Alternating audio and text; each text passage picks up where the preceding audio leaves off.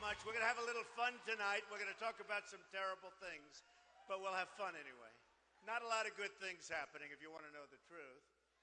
But it's going to be an interesting evening. What a tremendous crowd. And I know they have a lot of people outside couldn't get in, so I congratulate you for being good at real estate.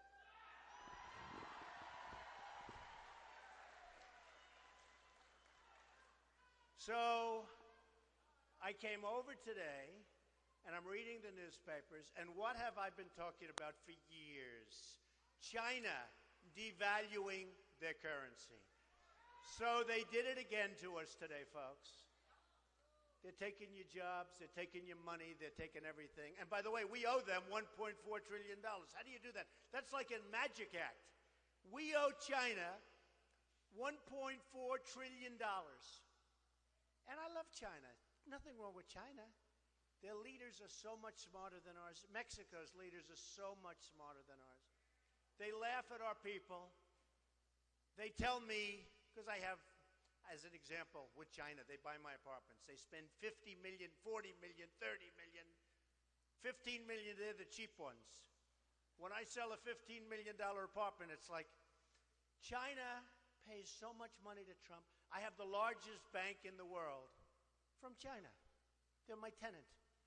I don't have to worry about the rent, believe me. Many, many, many times, you take our biggest bank, Citibank, take J.P. Morgan Chase, many, many times the size. And you know what?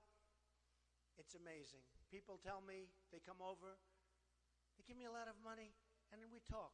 Now, they didn't know I'd be running for president, otherwise they wouldn't have talked so much. It's true. And they say, we can't believe we get away with it. People from Mexico, I love the Mexican people. They have tremendous spirit, amazing spirit. They have amazing spirit. They're great. No, they're great. And I was just telling the press, there was a poll in Nevada that was just done. I'm leading in the Hispanic vote. And I'm going to win the Hispanic vote. It's true.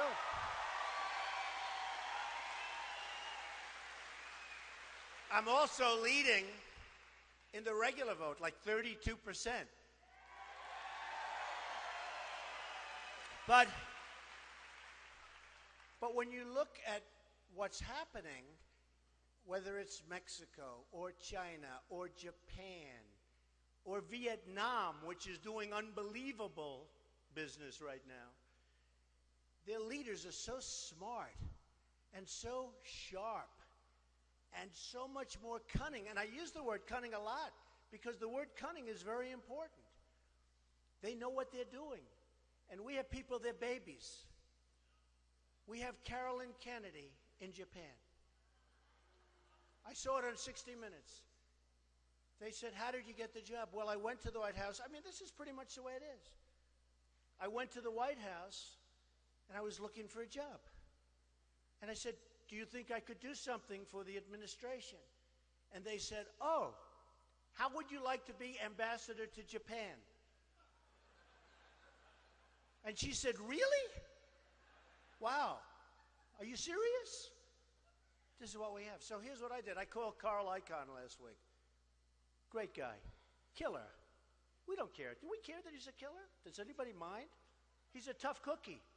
But he's a friend of mine. I said, Carl, if I make it, and we're leading in every poll, which is really, it's been a very exciting couple of weeks.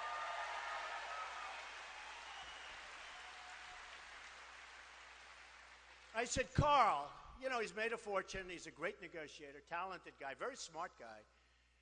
Went to Princeton, one of the top students at Princeton. A lot of people don't know that about Carl. And there are other people like Carl that are brilliant people and great negotiators. They don't sleep at night. Like me, we toss and turn and toss and turn. We're thinking, always thinking, ay, ay, ay. It's not easy on the family. But we're tossing and turning and scheming. That's what they are. There's no 18 hours of sleep. Does that make sense? So I said, hey, Carl. In fact, now the press will call Carl, I'm sure. But Carl Icahn, great. I said, Carl, if I get this thing, I want to put you in charge of China and Japan. Can you handle both of them? Okay? China and Japan. He said, yeah, I'll do it. I want to do it. You know what? Just relax. Everything will work out fine. We'll make great deals. Right now with China, I have a friend. He's a great manufacturer. He can't get his product into China. Can't get it in. They devalue today the biggest devaluation in 2 decades. 2 decades. Now, you know what devalue means, right? Devalue means suck the blood out of the United States. That's what devalue means, okay? Our companies won't be able to compete. They can't compete now. And what happens is they send their product over, no tax, no nothing. And I don't want tax. I want free trade. The problem with free trade, it only works when you have really smart leaders. When you have leaders that are incompetent, oh, is it a disaster? It's a disaster. So China sends its stuff over. It dumps everything. Whatever they make, we'll take it. With us, we can't get our product over there. When Boeing goes over there, they want the technology before they buy the planes because they're opening up their own factories to produce aircraft. They want Boeing, and I said, I don't think Boeing should do it. But when you think about it, it doesn't matter because even if they didn't, they'll take it anyway and build anyway. So what difference does it make? Okay? They're smart. They're sharp. And we're not. Our leaders aren't. So my friend is a great manufacturer, and he wants to send things to China. And he comes up and sort of depressed. I said, you're not a depressed person. What's wrong? He said, I can't get my product into China.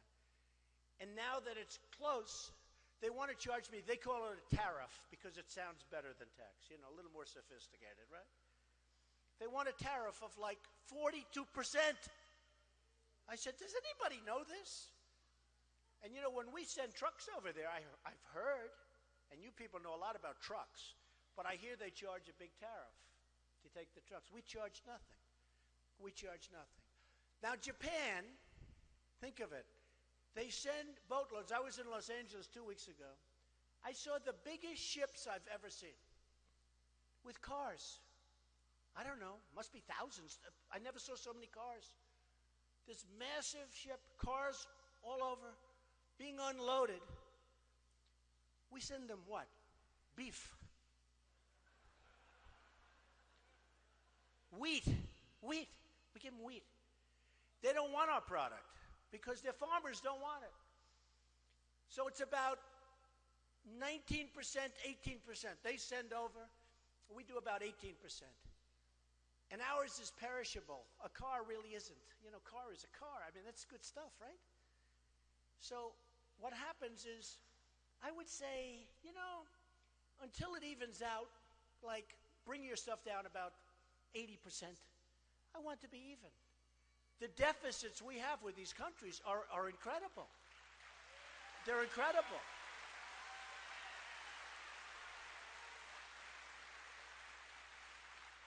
The deficits are incredible. The deficit with China is mind-boggling. We had a GDP first quarter where we went down. In other words, we're a country with more people pouring in, many of whom are illegal, by the way. And if it weren't for me, the words illegal immigrant wouldn't be spoken right now. I really believe that. I really believe it.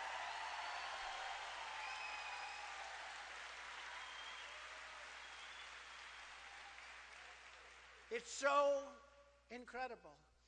And then you have the killing of Kate in San Francisco. Beautiful Kate. And it's like, just happens.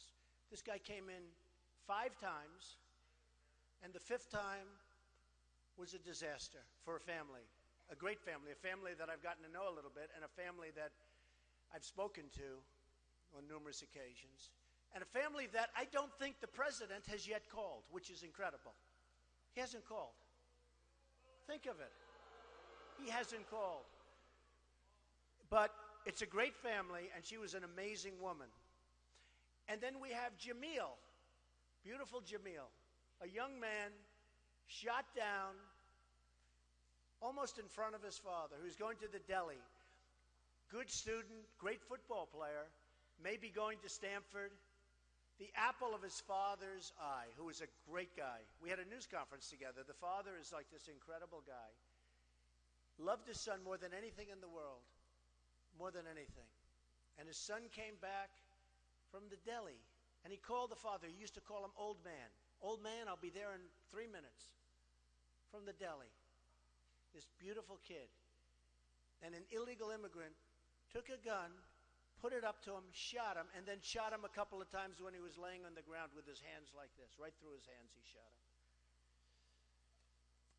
And we have sanctuary cities, and we have all sorts of methods, and it's so incredible. I've gotten to know so many families through what I'm doing. I've gotten to know so many families that are devastated, that will never be the same. You can never be the same. And so you look at that, and what we do, and what we have in terms of our leadership. And believe me, other countries are sending over people that they don't want. They don't want to use their prisons. They don't want to use it. They say, why should we use our prisons for many, many years to house really bad people when the United States will do it? The problem is they come over, and by the time they get into our prison, lots of bad things happen. So we have to build a wall. The wall.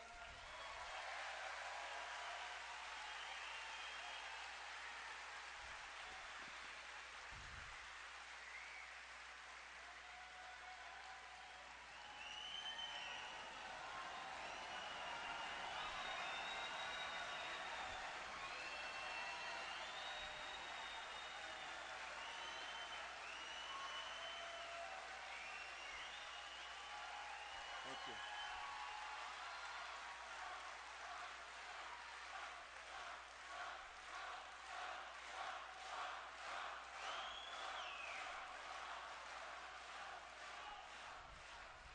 The wall will be big. It will be powerful. And by the way, I am all for legal immigration. That's what it's all about. I'm all for it. But it's got to be legal immigration. Got to be. All right? Got to be. So, you know, Jeb Bush, one of my opponents, I noticed he's not doing very well in the polls. I've actually noticed. Hey, look, remember this. Remember this. He's gone to my friends, many of my friends, and he's raised $114 million. And he may, you know, right now he's not doing well in the polls, right? Okay. So he may be doing very poorly in the polls, but he's got 114, even more than that, to spend. But just remember one thing. They'll make commercials. They'll be building him up like he's wonderful. Remember, coming in as an illegal is an act of love. Remember that line? An act of love.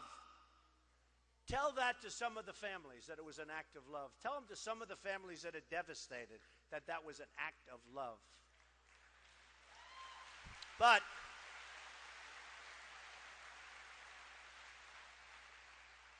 he's got 114 million now, I guess, plus. And he's going to be spending money along with other people. You have Walker, who was supposed to have a surplus in Wisconsin, and now they have a $2.2 billion deficit. And he's a nice guy. I supported him. I support all of these guys. You know, I support everybody. The heck, I'm a businessman. I support everybody. They ask me for support. I support them. And you know what? If I call them in 2 years, 3 years, hey, I need some help, they're there. Okay, that's the way. But that's not really a good system. That's not good for a country. Because a lot of times the people that support these people, they need things that are adverse to the best interests of the United States. It's a problem.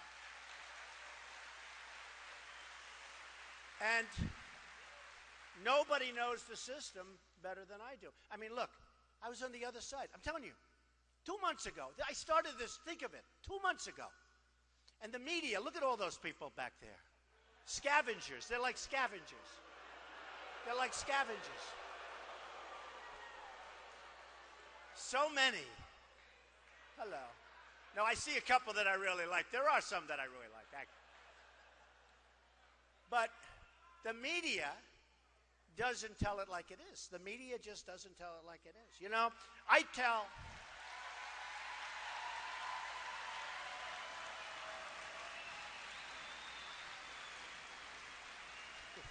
This is a hell of a crowd. It's very interesting. I have a little expression that I use so often because I believe it's true. And it's a sad thing. But I say it and then I give a very big ray of hope, because if I'm elected president, this is what's going to happen. But I start off by saying, the American dream is dead, but I'm going to make it bigger and better and stronger than ever before. Okay? I say that. I say that. So I say it, and I say it a lot. The American dream is dead, I'm going to make it bigger and better. It's like supposed to be a positive thing. So the American dream is dead, which we know very much it is. But I'm going to make it bigger and better, stronger than ever before. Right? So I go home and I see my wife. And she says, Melania, she'll make a very beautiful first lady, I can tell you. And a great first lady. She's got a great heart. Great heart. She cares more about those women issues that Bush doesn't care about. She cares more about that. Between Melania and Ivanka, believe me. So I go home and my wife is saying to me, darling, that was a rough statement you made tonight. It's on the national news. I said, what? I thought I did great. I got a standing ovation. The crowd was packed. What are you talking about? You said the American dream is dead. I said, what? The American dream is dead. Oh, I said, let me see it. So we replay it. You know, you have these things like TiVo and things. It's really great today. You can replay from 10 years ago. It's unbelievable. So here I am, I'm standing, and I'm saying, the American dream is dead. Cut. Off to the next story. I say, that's terrible. It's terrible. No, it's dishonest. Okay, it's very dishonest. It's true. It's very dishonest. Oh, could I tell you stories about the media?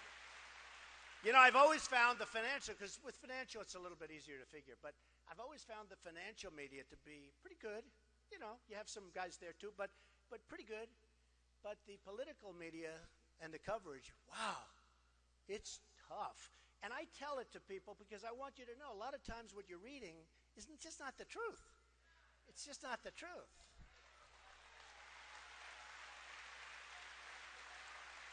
Now, the biggest problem with my saying that, you know, is that they will now go and report that Trump made a terrible speech, very unenthusiastic crowd. The place wasn't packed, and there aren't 1,000 people outside trying to get in. But who can blame them? Hey, I'd probably do the same thing if I heard this. So you look at what's going on at the border, where Mexico is absolutely, just absolutely destroying us at the border, and others. And by the way, not just Mexico, they're coming from all over the world, people. They're going through the border, but they're coming from all over the world. They're coming from the Middle East, folks. I hate to tell you. They're coming from the Middle East. But Mexico is also brilliantly killing us on trade. Mexico is the new China.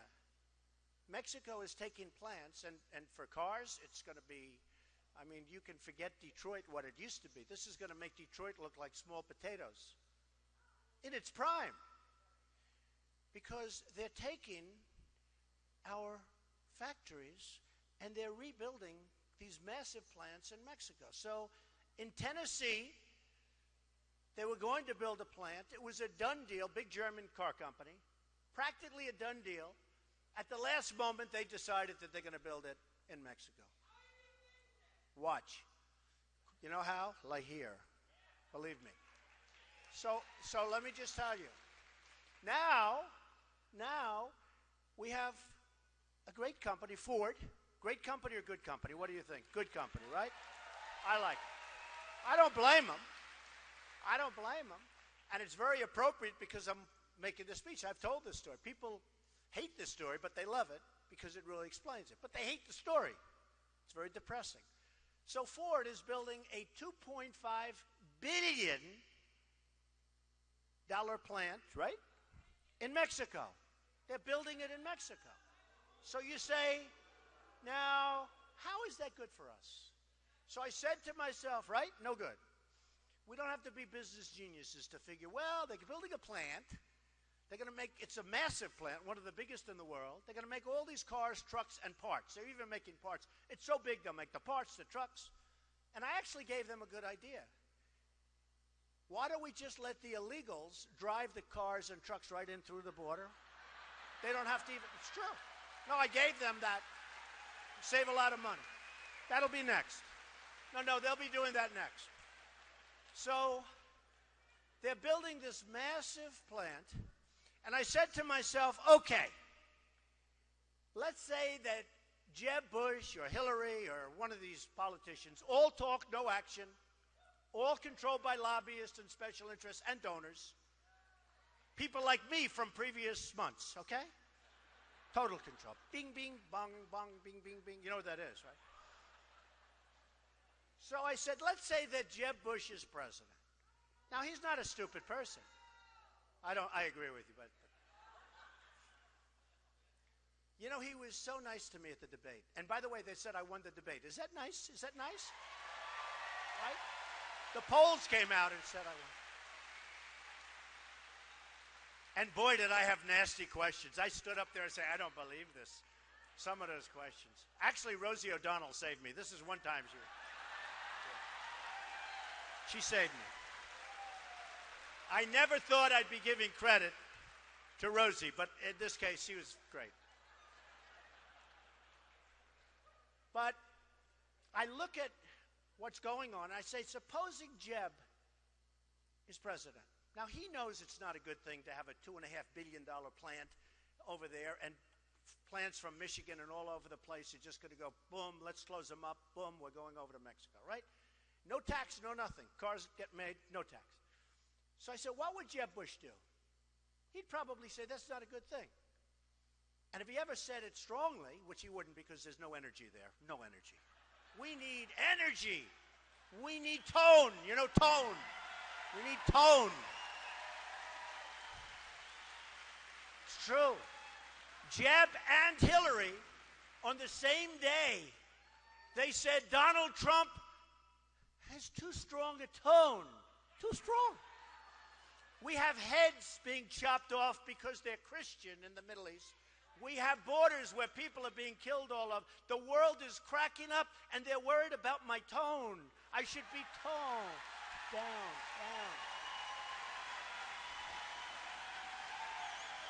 Sad. So sad. It was an amazing thing because he mentioned it and she mentioned it the same day. And I say, they're so wrong. I don't like their tone. There's not enough energy. There's not enough enthusiasm. There's not anything. It's just like, bleh. So I said, what would Jeb do? And Hillary. And by the way, all the politicians, just let's use one as an example, okay? All of them. Because they're all controlled, 100%.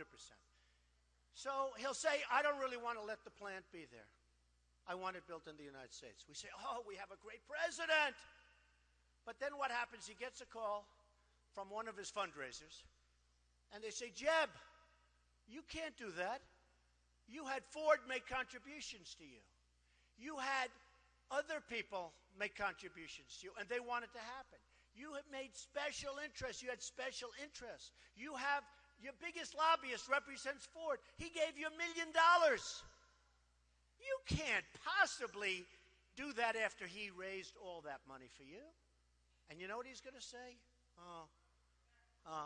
Then go back to sleep, okay? No, that's what he's going to do. And the plant gets built. Believe me, 100%.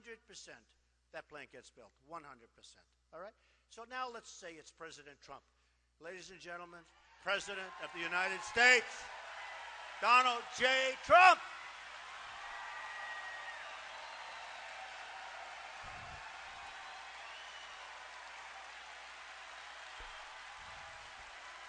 Okay.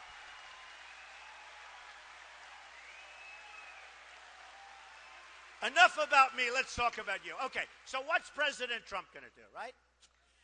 Well, I don't have anybody giving me money. I don't need anybody's money. You know. Hey, they all said I'd never run. Then they said I'd never file my big form. Then they said I'd never file my financials. And I wouldn't because maybe he's not as rich as people think. Turned out I'm much richer than people ever thought. I wanted to file my financials. I loved it. I wanted to file them. It's one of the reasons I'm running. I wanted to file my financials because now everybody's talking. He's really rich. But they said all these things. So what would President Trump do? So I don't have money. I don't have lobbyists. In fact, I've had in the last 2 weeks, because I've hired many of the lobbyists. That's true. I hire lobbyists. They're great. They're terrific people. They can do whatever the hell you want them to do, okay? It's true. So I've had a lot of them. They've called me. They said, we want to contribute. It's amazing when you go to number 1 how these guys want to give you money. You know, if you're at number 12, I guarantee Rick Perry is not getting a lot of calls from lobbyists right now. And neither is Lindsey Graham. The two guys that hit me the hardest were Perry, right? Perry and Graham. They hit me harder than anybody else. Now it's Rand Paul. Can you believe it? He's the new one. I said, Rand, I've had you up to here. I've had you. I've had you up to here. No, Rand Paul the other day, I mean, I said, where the hell did this guy come from all of a sudden? But you know what's a great honor? They hit me really hard, right? And they went down. Lindsey Graham is at 0. Legitimately, I saw it on television. 0. 0. That means out of hundreds of thousands of people, he didn't get 1 vote. And the other one, Perry, is at 2%. And he was at 5 when he started going after me. So something happened. So what would President Trump do? Here's what happens. I'll say, I don't like this deal. It's no good for our country. No good for our country. And I'm going to say, I'm not going to approve the deal. I'm not going to let it happen. I don't care. I will do everything I can. And by the way, I don't need Carl Icahn for this. I don't need Henry Kravis. I don't need any of our great guys. I don't need anybody. This is too easy. What do I want to waste their time? This is too easy. So what happens is I say, the deal is not going to be approved. I'm not going to allow it to happen. I want that plant to be built in the United States, preferably here. I mean, in all fairness, right?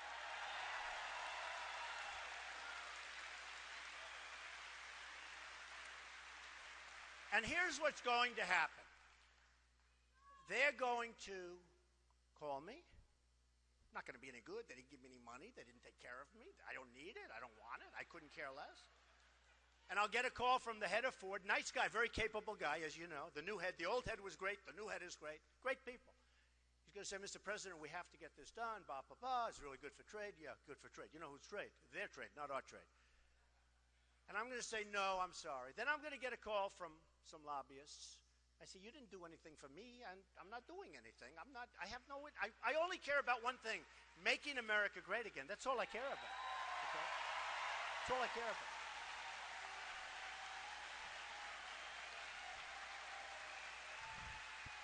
So my only question, I only have one question, is do they move the plant in the United States the same day, or will it take maybe a day later? Because that's what's going to happen. It's not even a doubt. Okay? And we'll end up with a plant in the United States, and we'll create jobs, and that's what we have to do. Because we're just losing so many ways. We don't have victories anymore. We just don't have victories anymore. So let's look at another thing. Let's look at this horrendous deal that we're making with Iran. Now think of it. Think of it. So here's a problem before we even start. Even if the deal doesn't get approved, and believe me, I think it probably will. I think Schumer, who I'm very close to Israel, but Schumer comes from New York, very close. I have a great relationship, far better than our president has, that I can tell you. But who doesn't? I think Schumer did it with a wink. Not a bad guy, smart guy. Used to be a friend of mine until I did this, and I said, look, all bets are off. Look, I got to do what I have to do. I'm sorry. But I'll be able to get along with these people. You know, you got to be able to get along. You got to make deals. We can't always sign executive orders. The country wasn't based on executive orders. I mean, you got to get deals.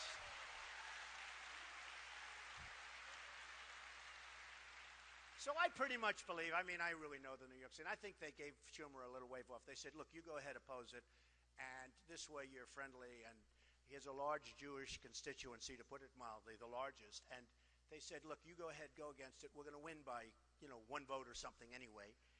And this way you can have either that or they're going to really take away all his power, one or the other. But I think it's the first. I think he probably got a pass, and I think that's the way politics works, and it's not so nice, but that's the way it works. But you take a look at this Iran deal, and this deal is one of the more incompetent things that I've ever seen.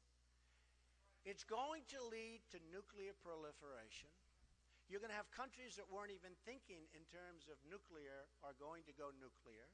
You're going to have money thrown around, and they have plenty of money in plenty of these countries, believe me, big, big money. You're going to have nukes all over the place where you never thought. This whole thing with, there are a couple of things. Number one, here's bad. And I heard this the other day, and I couldn't believe it. The $150 billion and the billions and billions of dollars that go to Iran. If the deal doesn't get approved, they still get the money. You ever hear this? You ever hear? They still get the money. Okay? Think of how bad this deal is. We gave up everything.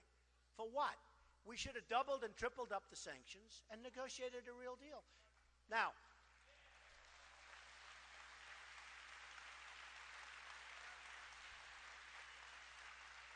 the 24-day catastrophe, right? 24 days. What people don't realize, before the clock starts ticking, you have to go through a whole process, like a mediation. It could be forever. It could be forever. And I could just see they're doing nukes all over the place. They get the notice. They fight them here, keep fighting. Then the 24-day. By the time you get in there, you have a nice, beautiful space like this, except the floors will be painted nicer. Battleship gray. Beautiful. There's no nukes in here. Battleship. You know what I mean? When I was little, I used to always paint my garage floors battleship gray for my father. Battleship gray. They'll be beautiful, nice, shiny battleship gray. It's so crazy. And one of the things that nobody understands, and especially me, I wrote The Art of the Deal. Has anybody read The Art of the Deal? So, one of the things I don't understand, we have 4 prisoners over there. Used to be 3, now it's 4. Actually, when this long negotiation started, it was 3. Since the negotiation, this is the longest negotiation. Did you ever see a negotiation last so long? Right? Oh, he's got The Art of the Deal. Hold that book up, please. Okay. One of the great books. That's my second favorite book of all time. Do you know what my first is? The Bible. Nothing beats the Bible. Nothing beats the Bible. Not even The Art of the Deal. Not even close, okay? But you say to yourself, how do we have these 4 people, was 3, now 4? How do we have it? So at the beginning of this negotiation, first of all, you got to increase the sanctions. Then they say, oh, the other countries wouldn't do it. Well, it's called leadership. You got to get them to do it because this deal is crazy. And those other countries are very much, they need us for lots of things. We have a lot of strength with those other countries.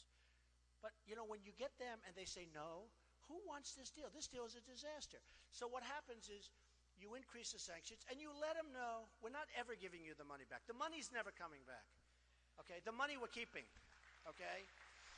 We're keeping. And, people are saying, just like the wall in Mexico, these stiffs, these politicians, they're stiffs. You know what a stiff is? Stiff is a person, I've seen these wealthy people in the front row. You know what a stiff is? A stiff is a person you will not hire. That's what a stiff is, okay? And these stiffs, they say, isn't it horrible? Trump says about the wall. Or Trump says he won't give them the money. Isn't that ridiculous? And now they say, we didn't want to ask for the prisoners because they thought it would be too complicated and would complicate. Think of this. By saying, here's what you do. You walk in. By the way, shouldn't be at the end. Should have been before the deal started. The end is like sort of a stupid thing, right? So you walk in a couple of years ago, long time. I mean, it's forever. World's longest deal. And by the way, this is called tapping. Tap, tap, tap. The Persians are great negotiators. A lot of bad stuff has happened during this 2 years, believe me. A lot of things are being discovered over there, and it all has to do with nuclear. During the tap. I do that too with the deal. I don't know if I want it. Maybe I do. Maybe I don't. Tap, tap, tap. I tap these poor guys along. Then I say, the market's not so good. I'll do it. I won't do it. They're tapping us along. They're tapping us along. So now I say to myself, on the prisoners, fellas, and I mean, literally in 2 minutes, I would have had them out. I say, fellas, I would have had them out. I would have had him out. I mean, we have a guy named Kerry. I think he's actually probably a nice guy. He's 73 years old. He goes into a bicycle race, and he breaks his leg. I promise you that I will never enter a bicycle race during a major negotiation. So I would have said, let's say it's me instead. Probably would have gone and do this one myself. I'd say, come on over to Washington. Let me tell you something. You don't want them. You don't need them. Your people don't care about them. We do. It sets a good tone, to use a Bush term. It sets a good tone. Really nice. If you would give us the prisoners, before we start, we want to get the prisoners. Just let them out. Bum, bum, bum. Everyone's going to say you're really nice people. You'll be able to make a better deal if you let them out. Let them out, and let them out now. And if you don't let them out, we don't want to even negotiate. Because you know what that is? That's like a sign of bad faith, right? If you can't get that.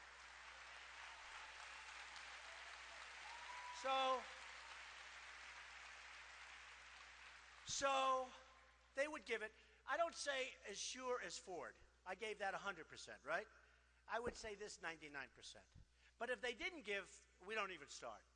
And then we just ratchet it up, being more sanctions, right? That's right. I love that lady. She keeps holding up that art of the deal. I love her. But we just keep ratcheting it up. They will give them, and we'll make a much better deal than we made, and we'll have a real deal. And I love the idea of a deal, by the way, because nuclear is a whole different world. That's big, big problems. That's the biggest problem. The worst thing we have in this world that we're living in today is the tremendous power of nuclear and weaponry. Nobody ever had power like this before. You look at Hiroshima, that's a tiny fraction of what they can do today. So I'm all for that. But the worst thing that can happen is a bad deal. That's far worse than not having a deal. The worst thing we can do is a bad deal. And this deal is beyond bad. This deal is incompetent. It's incompetent.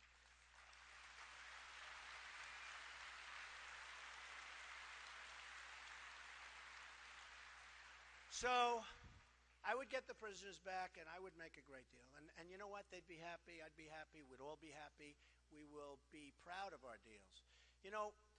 One of the magazines said I've done a great job with branding. Of course, it's a lot easier when you're not running for office. This branding when you're running for office is a little tough, because if you get 55% of the people love you, 45% don't. That's pretty good. You win in like a massive majority, right? But they say I've done a good job with branding. And somebody said, boy, if you could do some branding for the United States, because we have a country where the brand has been so badly hurt. Think of it. The brand, this great country that we love. A friend of mine spent a lot of time in Czechoslovakia, which was a communist country. And see, a lot of people, Czechoslovakia. And they used to be so proud of the United States. And while that country was communist, people would take dollar bills and $10 bills, and they'd put them on the windshield of their car to show how proud they are, how much they respected the United States. I said, I never heard that story. He said, yeah, you'd go around all over these communist countries, and they were so enamored with the United States that they'd put money, bills, on the window with Scotch tape, and they'd put them on, and they were so proud to have it in their car. You don't have that anymore. We don't have that anymore. We have so many problems. Obamacare is a disaster. It has to be repealed and replaced. And we can have such a good system. Obamacare, do you see what's happening to your premiums? They're going through the roof. 50%, 55%. You look at what's going on with health insurance. You look at what's going on with everything. It's just not working. Our country isn't working. The good news is we have tremendous potential. But if we don't get going quickly, we're never going to be able to bring it back. It's going to be too far.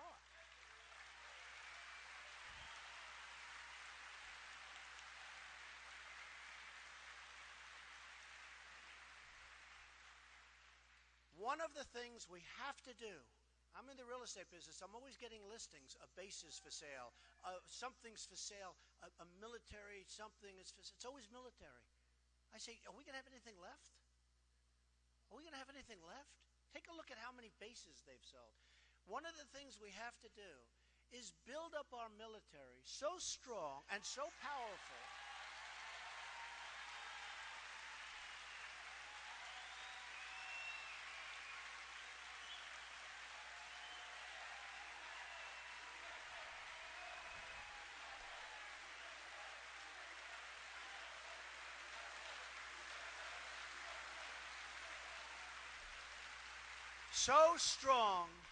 and so powerful that nobody's ever going to mess with us. We'll never have to use it. We'll never have to use it. And we can do that. We have the great technology. We have everything. But we're not doing it. We're cutting back on military, which is probably one of the worst things. You know, it's interesting. We would make it so powerful that, yes, it will cost money. But if we don't use it, we'll save a fortune because we won't have to. Putin, who I would get along with very well, I'll be honest with you. He can't stand Obama. Can't stand him. Can't stand him.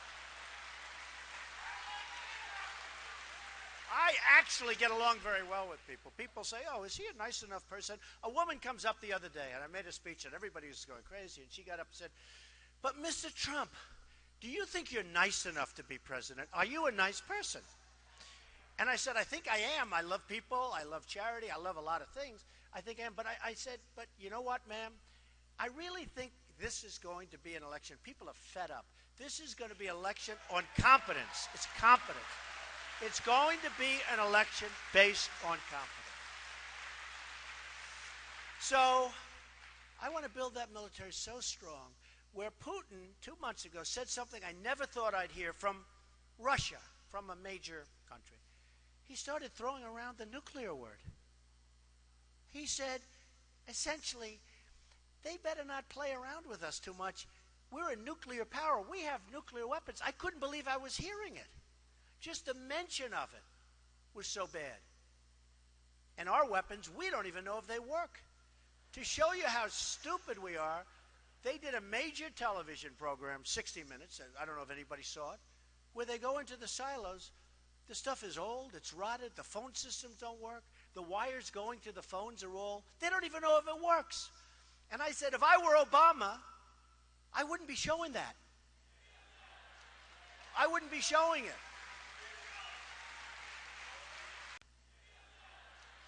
I wouldn't be showing it. And they got in there because Obama wanted people to see how bad it is so that maybe they could get some money to fix it up. How stupid is this? Our enemies are looking at this stuff with 44-year-old phones and wires that don't work. And the people, they're interviewing the people that are working these phone systems. And they're saying, no, you can't hear. You can't hear. And I'm saying, can you believe what we're doing? It's like in the war. They were saying, we're going in 2 weeks and we're going to be attacking a certain city. You know what I'm talking about. And we're going to attack, and this is the way we're doing it, and we're going here. And I'm saying, can you imagine the great General Douglas MacArthur or George Patton, any of these great guys, listening to a president say exactly what we're going to be doing? Then I said, you know, that's smart. Because they'll do the opposite. They didn't. It was exactly as he said. So, you know, with ISIS, can you believe we can't beat ISIS? No, can you believe it? So I didn't want to say, because I really think I'm going to win. I mean, you know, I'm an optimist. I think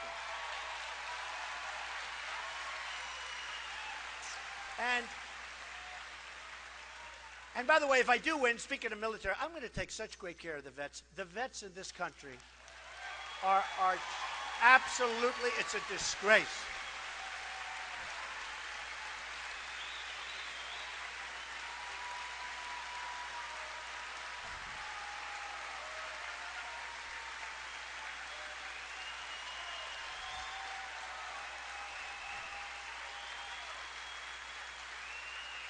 You know, 2 weeks ago on Wednesday, they had the longest wait in the recorded history of the vets, waiting in doctor's office.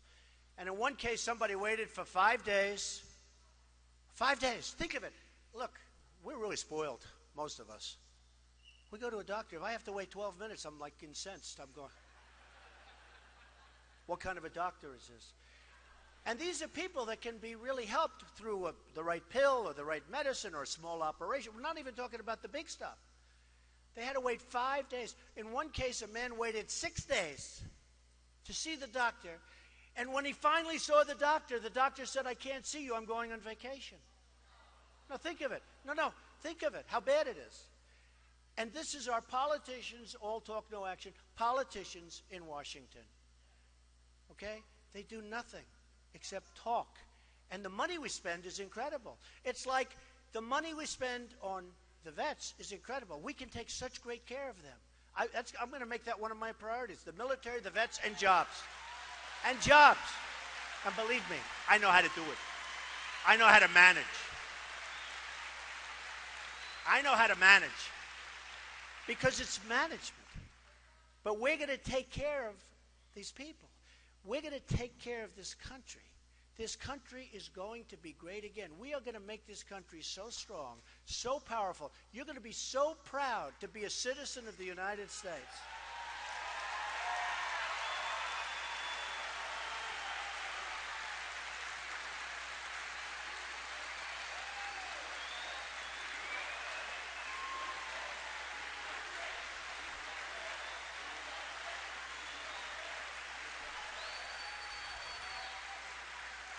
So, just in closing, it's been an amazing ride for me, because everybody, all these pundits, most of them, like these guys, they make $500,000 to sit on television and make predictions. But they all said, that why would anybody want to vote for Trump? And I'm saying, well, what are you talking about? It's just like The Apprentice. When I did The Apprentice, everybody said, well, why would anybody want to watch The Apprentice? Women will never want to watch it because why would women want to watch Donald Trump? I'm saying, am I so bad? Tell me. And the show became one of the most successful shows. It became #1 for many, many evenings. The finale of season 1, season 2, season 3, one of the biggest shows of the year. Tremendous. Just like the debate, right? It's like The Apprentice. The debate was The Apprentice. Somebody said, oh, we'd rather not have Trump in the next debate. You know who it was? My competitors. I don't blame them. I said, you got one problem, the television networks.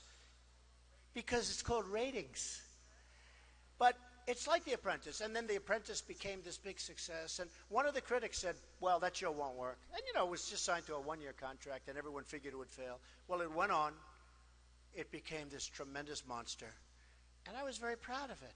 And I saved the reviews. I saved all of the stuff. It's the same thing now. And by the way, NBC, just so you understand, NBC hates me. I made them a fortune. But you know why they hate me? Because at the upfronts 4 months ago, they renewed The Apprentice. They gave it a big, beautiful renewal, 28 shows. I think it was 28, but a lot. That's a lot of money. Because in my documents, you saw that I put down how much money I make with The Apprentice. $213 million they paid me. Can you believe that? That's a hit. That means I'm a star. That's a star. So think of it. And nobody, but that's what I made. I mean, I have to certify these numbers, 213.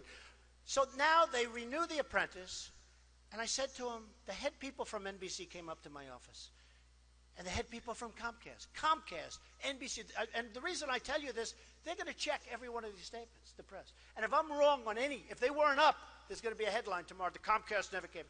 By the way, the head person at Comcast, you got it? And the head person at it, they came up to my office like 3 months ago, and they said, we renewed The Apprentice. I got a call from Mark Burnett, who's a great guy, from Survivor, et cetera, and he's the guy, we did this thing together. He said, Donald, they renewed you.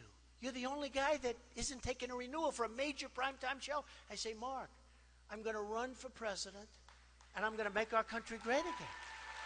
That's it. So, NBC is very angry at me, but here's the good news. I am really enjoying what I'm doing. I love meeting the people. I love meeting the vets. I love meeting the military. I've been meeting people that I would have never met before. I love people. I love this country.